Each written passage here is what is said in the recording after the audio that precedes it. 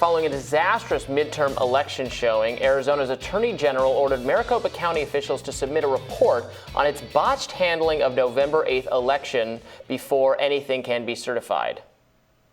Kari Lake, the Trump-endorsed Republican candidate for Arizona governor, lost her race to Democratic opponent Katie Hobbs with 49.7% and 50.3% of the votes, respectively. Her campaign is now calling for a redo of the election following the ballot printing issues at about 1/3 of polling locations. Kari tweeted, quote, "I'm so sorry they did this to us, Arizona. We will not let them get away with disenfranchising our vote. If you experienced issues on election day, please submit them at saveaznow.com. So, Robby, where are you on this story? I mean, it's just, it's not going to be, look, she lost, Kari Lake did, she lost by, leaning into Donald Trump's preferred narrative that, pushing her and Blake Masters, the Senate candidate, to emphasize an issue that is just a loser with the voters they needed to win over. So I think the only surprising thing really about her losing is that the polling did have her doing better than she did at the end of the day.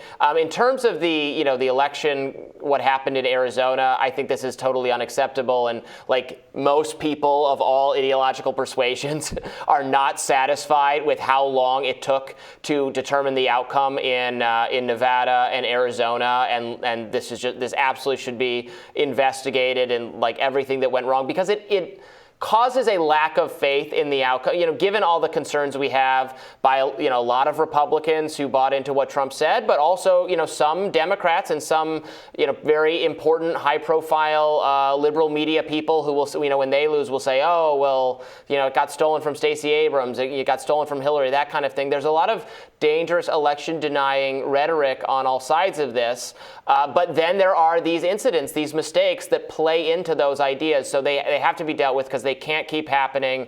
It just can't keep going wrong like this. So there should absolutely be investigations.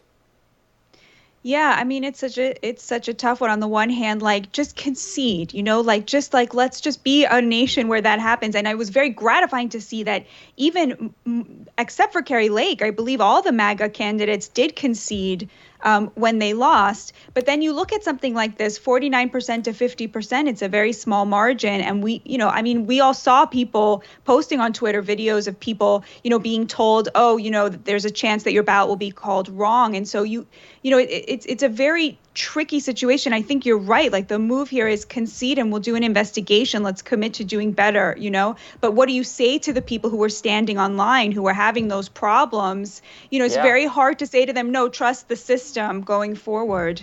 Yeah, absolutely. Well, thank you so much for being here with us today, Batya. We so appreciate it. Absolutely. Anytime.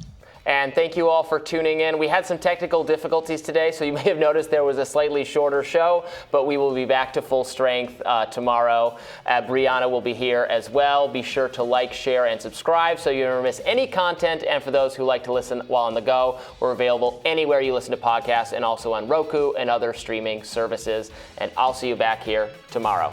Goodbye.